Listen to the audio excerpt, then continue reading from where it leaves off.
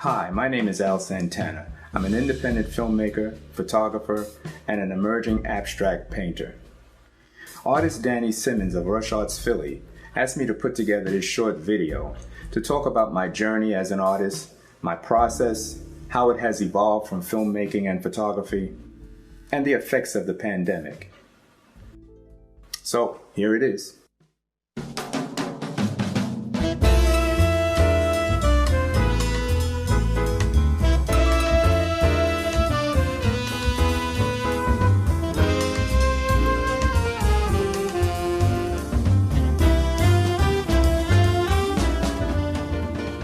I began experimenting with abstract digital photography about 4 years ago. It began with a project I call Urban Oil. I would take digital photographs of oil slicks on the ground and process them with a computer to make what I thought at the time were very interesting and amazing images. I made these images for about a year. Then I moved on to photographing water at night.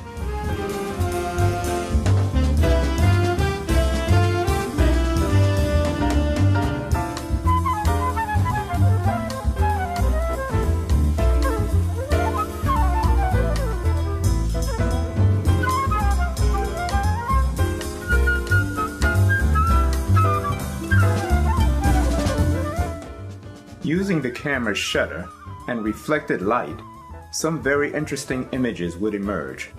The only digital processing used was contrast enhancement and color saturation. I kept working in this vein for another year or so. Then I discovered an interesting technique while reviewing and cataloging some of my old photographs. I discovered if I grabbed a small section of a photo, one preferably with a lot of color, I could manipulate that portion in a photo editing program and come up with an entirely different abstract image that is very different from the original photo. I had a lot of fun improving on that technique. One day while I was on Facebook, I saw a post from Danny Simmons inviting abstract artists to submit work for an upcoming show at the Rush Arts Gallery in Philly and at the Upper Darby Arts Gallery. The show was titled, I Can Do That. So I submitted a series of photographs. He got back to me shortly thereafter, said send 2. So I did, and the show was a great success. I met a number of very fine abstract painters, a couple who actually thought my works were paintings. I think I might have been the only photographer in the show. That's when I became inspired and decided that I would like to try my hand at abstract paint. So when the show closed, I went to my neighborhood art supplies store and bought an acrylic paint kit. That was in May of 2019. I am a self-taught artist. This comes with its own set of issues. Materials. Materials can get to be, well, some getting used to, let's say that. Decisions about which tools to use, what effect, shit like that.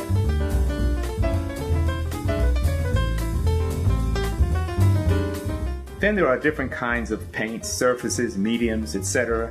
When people talk to me about mediums, I thought they meant the paint. I thought the paint was the medium.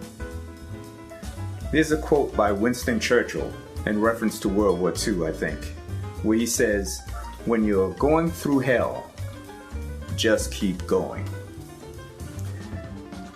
That's where I'm at right now. That's my mantra. To date, I have close to 100 paintings. Not all of them are good, but what's important is the process. That's what it's all about. I had an old friend who passed away a few years ago. His name is Howard Moss. He used to say, in the final analysis, it's all about being and doing. So I'm going to show you some of the paintings I've made over the past year, and then I'm going to show you what I'm working on now.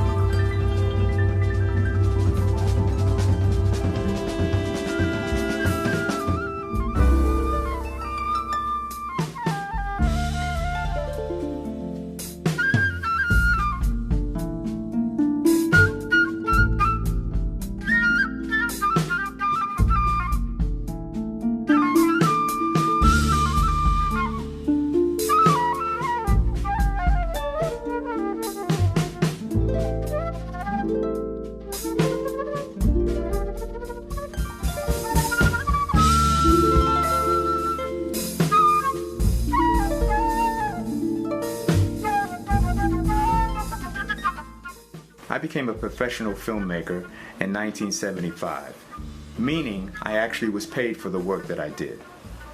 Before then, I studied at university, so the aesthetic leap from photography and film to art to painting was not that drastic. The process is similar in many respects.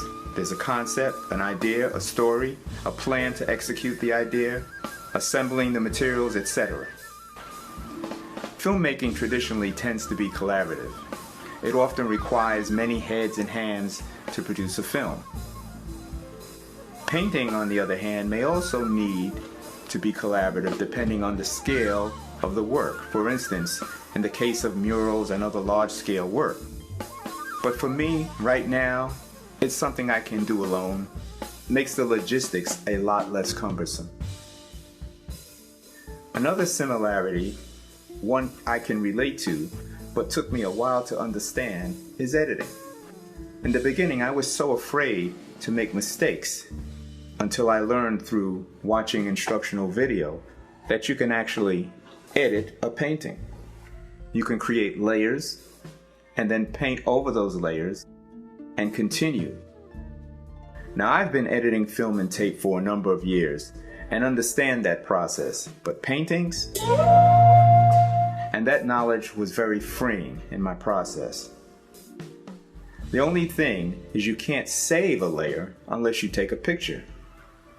In fact, I take pictures of my paintings all the time now at various stages to help me get perspective. Many artists, particularly of the last generation, would stand back at a distance to study their work. I find a cell phone camera provides that perspective and is useful working in a small studio such as mine. So now it's all about experimentation, coming up with a story, interesting lines, color harmony, composition, and not always in that order.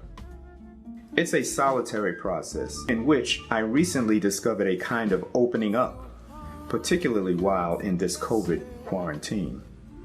For a few weeks, I was not able to paint because I was at my mom's house helping with her care. But when I was able to get back to my studio, I began working and seeing differently. I'm not sure if it's me coming to grips with my own mortality or what, but there has been a definite shift in the way I work and in the results I see. These paintings were made during this period. Totally lost. We pray God, let us find it. If we're bold and we look deep in our heart, truth be told, it's the man who hides it.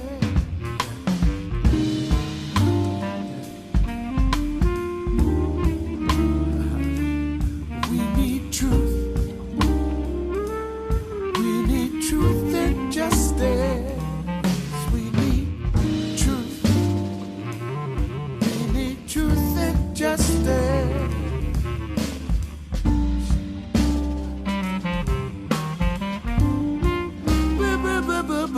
Birmingham,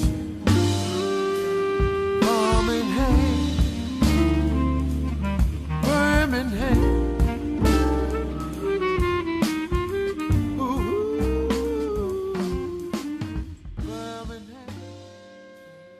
I've adopted a slower, more deliberate way of working.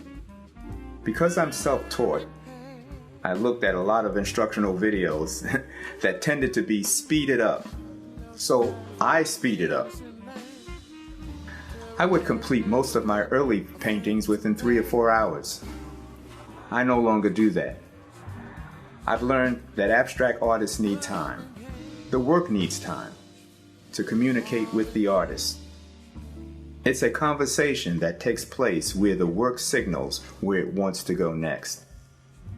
It's an unspoken dialogue between the artist, the work, and the other influences, such as the work of other artists. During these conversations, all kinds of issues and feelings run through my mind. Because most of my life's work has been social justice issues, those are some of the things that I think about while painting, although they are not representational. Sometimes my thoughts are about other things too, like family, love, sex, spirituality, music, and even flowers. Currently, there are 2 ways that I work. One way is to conceive a design, lay it out on a sketch pad, then transfer that image to a canvas, paper, or some other surface. The other way is totally intuitive.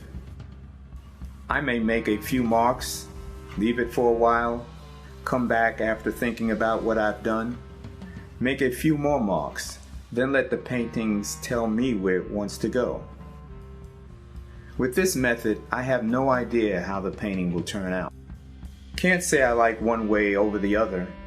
They both have resulted in some very interesting work. I am currently working on 2 large-scale 36 by 36 inch canvases, a diptych. It's my first. It's a pre-planned piece with some geometric design elements, heavy impasto, and textured background. I have to take a deep breath every so often and remind myself of the editing process. Paint moves very differently on large canvases, and you need a lot more of it. If working in acrylic, you have to use extenders so the paint doesn't dry too fast, or you'll need to work faster. There are tips and tricks to all of this, and I'm continually learning. So far, I've prepared the canvas, painted the ground, created the design, transferred the design to the canvas using a scale and charcoal pencil, and will begin foreground painting very soon. Each process has taken a day to complete, and I feel like I have a handle on it so far. Thank you for watching. My paintings can be viewed on Instagram at @AlSantanaMan or on my website, alsantana.com. Please support Rush Arts Philly and the Upper Darby Arts Gallery and independent artists everywhere.